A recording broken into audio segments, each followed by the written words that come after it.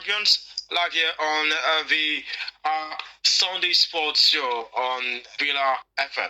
Tama Checks is my name, and in the interview room this morning, in the Sunday Sports Show, is Swiss-based Nigerian coach, Coach Ade Yemi Adedeji, joins us now in the interview room, and he's joining us all the way from Switzerland. All right, it's good to have you join us.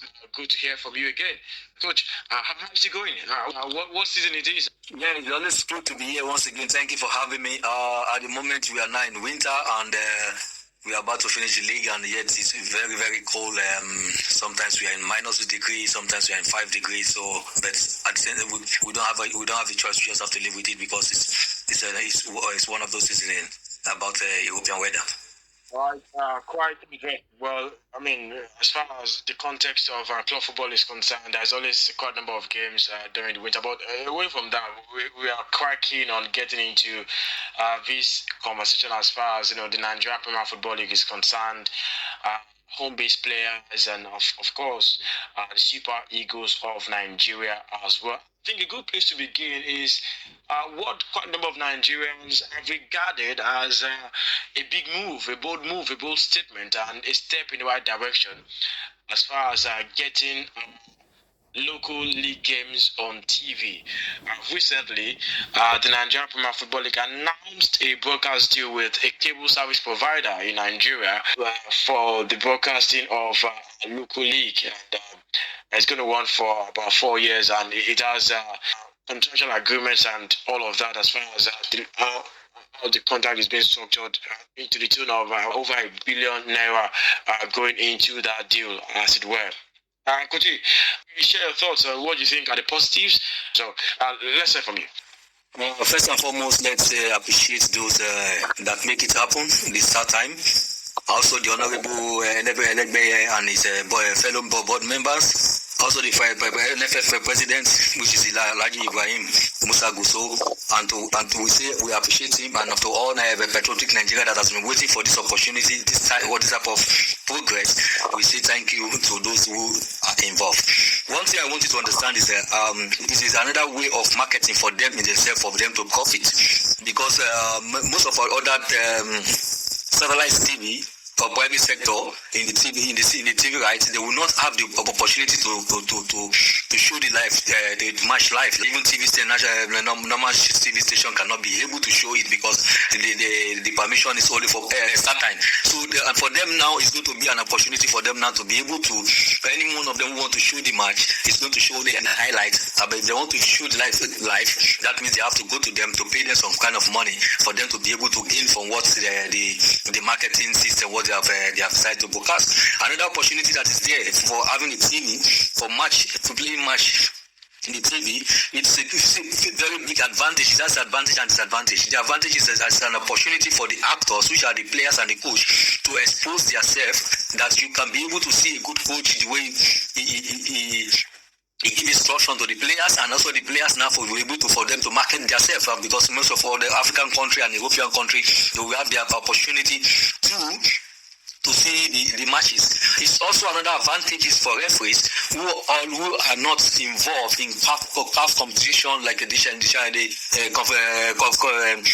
Champions League, as the African Champions League that is going on now, African Nations Cup that is around the corner.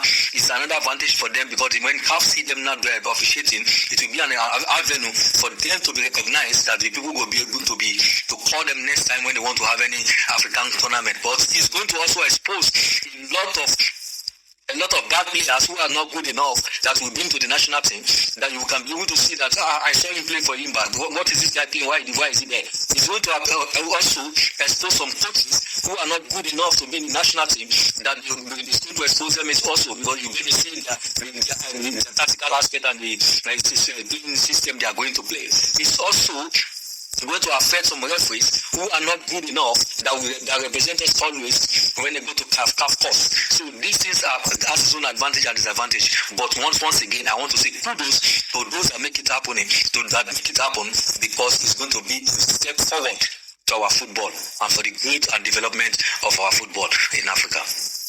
All right, on the aspect of something you mentioned as regards exposing some of our frailties and weaknesses as far as the setup of our league is concerned, some of the inconsistencies and some of the problems we've had to battle with for a while now, as regards refereeing and all of that.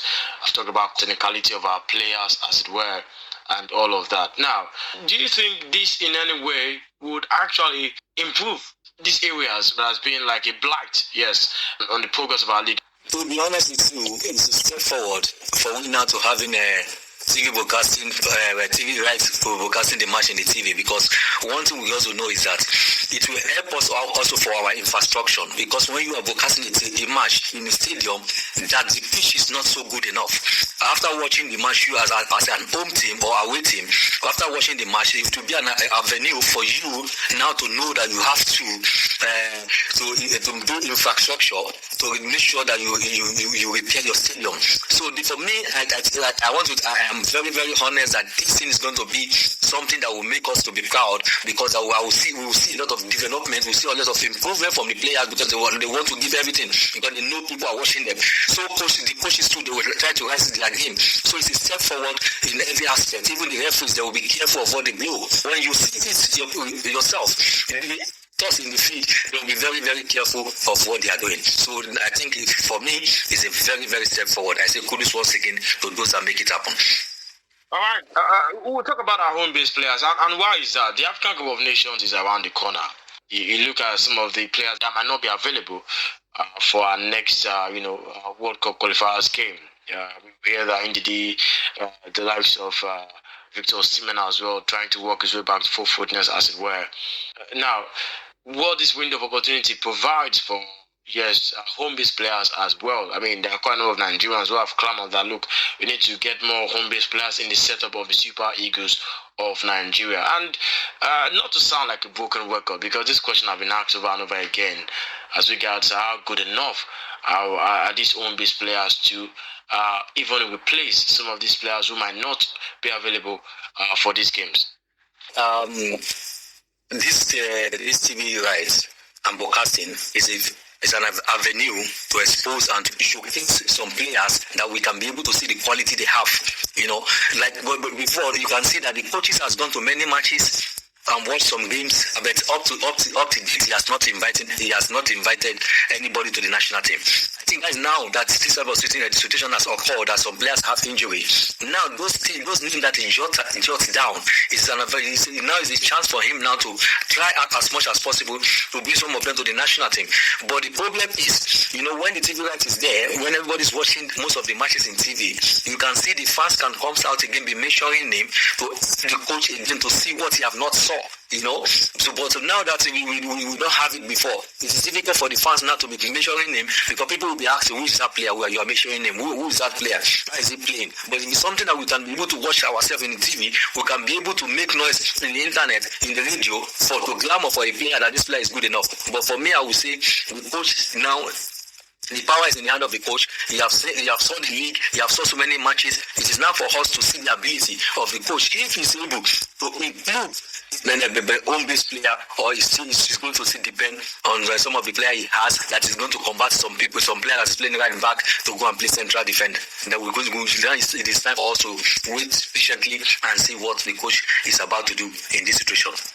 We've had a bulk of our local league players where, the era of the Green Eagles and, the early 90s, many of them were from the home-based side, playing local league here, as it were.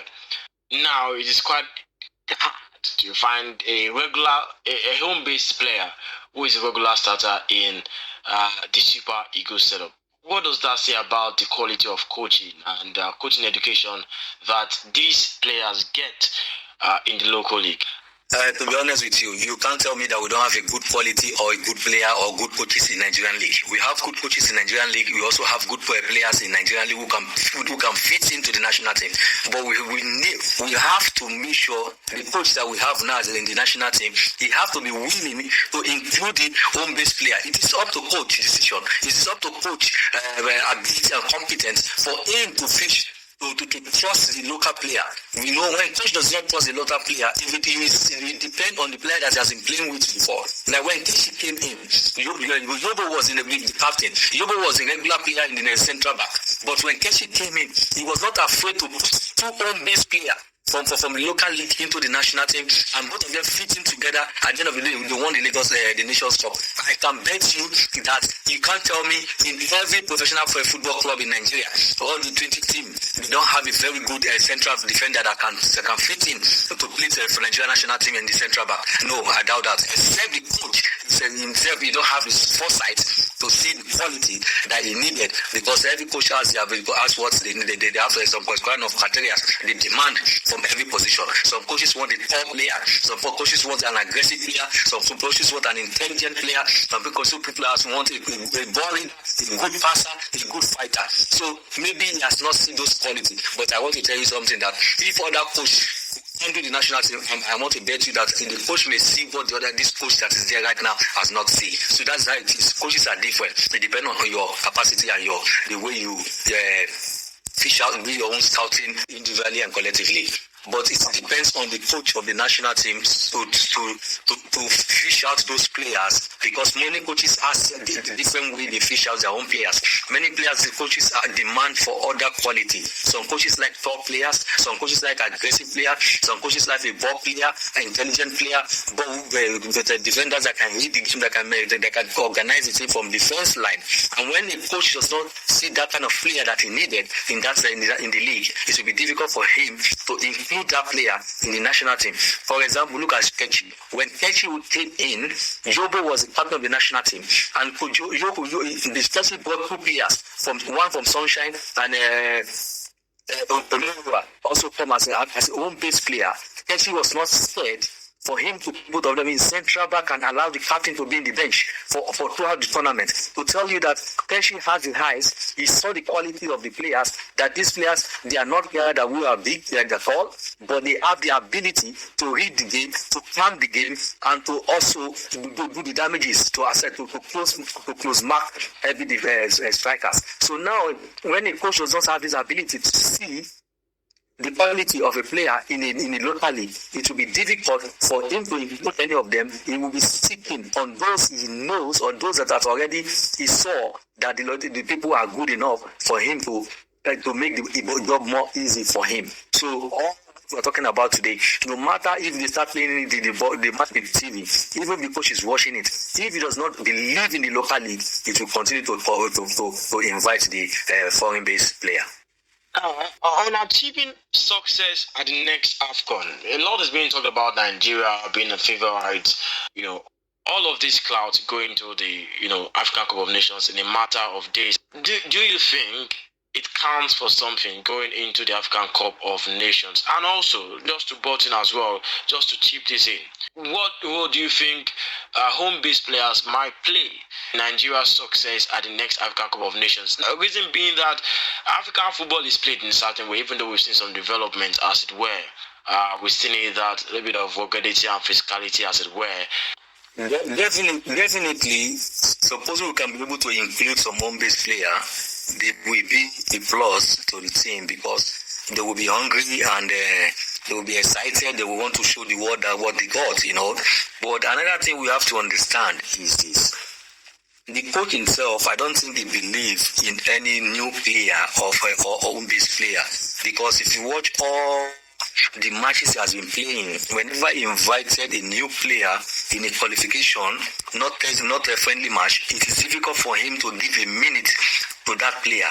So even if you call home base now, and we have a lot of foreign-based players who can play the same position with the home base, I don't think the coach will be able to give those players chances, because his own decision making, it is stick to his own decision making. He does not listen to crowd, or he does not listen to any third party for him to be able to get a result with them. So for me, I think if he can be able to try one or two old players, and now that we have two matches in this November, if you can be able to invite them, then he can be able to see which of them can be able to help him in Nations Cup. Because I said it before that for any match we have, we should invite home-based players so that he can be able to see some of them. Then when he sees some of them, when it comes to qualification of World Cup qualifying and the Nations Cup proper in January, he will have an idea and he'll have other alternative for him that to miss the home-based and the foreign-based player. But up till now, he has not done that. He's still stick on those foreign players which he have. And but what I want to say to you that as a coach, if it's that is what he believes on, that he believes on the foreign-based player, the power is in his hand. Let him play with the player that is going to give him results. All what we want to see is, at the end of the day, we lift the Nations Cup and bring it back to Nigeria.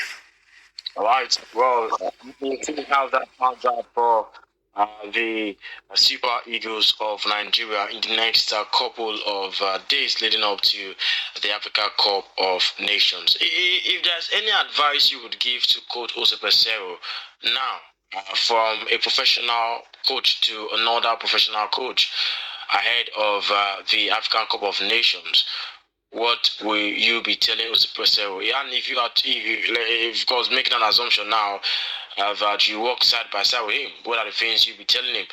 And as far as that is concerned, also, let's also look at the backroom staff as well. I mean, he's technical assistant of Jose Peseiro at the moment. What do you think they bring to the table as far as, that synergy and helping Nigeria to achieve success? It's been 10 years since last won the World Cup. How important do you think is the backroom staff and the technical assistants of the Super Eagles, and of course those who work closely with Jose Peseiro as far as helping his team to achieve success is concerned? First of all, let me start from the assistant coaches. You see, as a head coach of any team, if you fail to carry your assistant coach along, you will pay the price, because sometimes there are some things you may not see, they will saw it, and because you are not carrying them along, they will not be able to come to you and tell you, see what I saw, except you call for their attention. Then they will be able to tell you one or two things, but they will not be more open to you because they know that definitely you don't carry them along. So for me, my advice was Peseiro. He has a short contract, and I know that he loves to continue as a Nigerian national team coach. For him to succeed, to meet up the target, you have to carry the coaches along. The coaches are good enough, because most of the coaches as a national team, they have their own private club that they are coaching, and their head coach in their club. The coaches are good enough. The coaches understand the mentality of the African football. The coaches knows the players better than the head coach. And another thing I want him to understand is he should be honest to himself while picking those that he will take to the Nations Cup and those that will be the starting. He should not favor any players. If you want to succeed, if he lose matches and we did not win the Nations Cup or we did not get to semi-final, he will go away. He will be fired. But he should not forget the players will remain because they are Nigerians. So my advice to him is, first of all, be honest to yourself before you can be able to be honest to the country, because you yourself, your pride, your priority, your name is at stake before the country you are leading. So that is my advice to Coach Jose Peseiro. All right, Kuti, it's been a privilege and a pleasure always having to speak with you. And also, congratulations on your promotion as the head coach of your Swiss-based size. Of course, a testament to your focus as well as a coach at some point. I mean, let's just ask you, are you thinking of coming back to Nigeria at some point to take up a coaching role? Have you been contacted by some clubs, as it were? Coming to Nigeria to come and take the national, to come and take any club side, it will be something that will be, it is in my mind, but I think it's going to be in the future, because I have a desire. Until my desire is met, because I'm still young, I'm still active, I still have a lot of focus, I still have a lot of ambition, so many mountains to climb. So coming to Nigeria right now, it will be very, for me to coach in a club side, it's not in my agenda. But if I have the opportunity to handle any part of the national team, then I can take a step forward and come to Nigeria. Maybe from there I can change my desire of coaching any Nigerian league side. But for now, I'm happy where I am with the Swiss-based team, FC Viticon. All right. All the best in your career, Coach Adeyemi Adedeji. As always, thank you for joining us in the interview room this morning on the Sunday Sports Show. Again, it's a pleasure. Thank you for having me here. It's a pleasure to always be in there with Villa FM, and greeting to the boss himself. My greeting to everyone, and wish you have a successful season. All right, thank you. Thank you.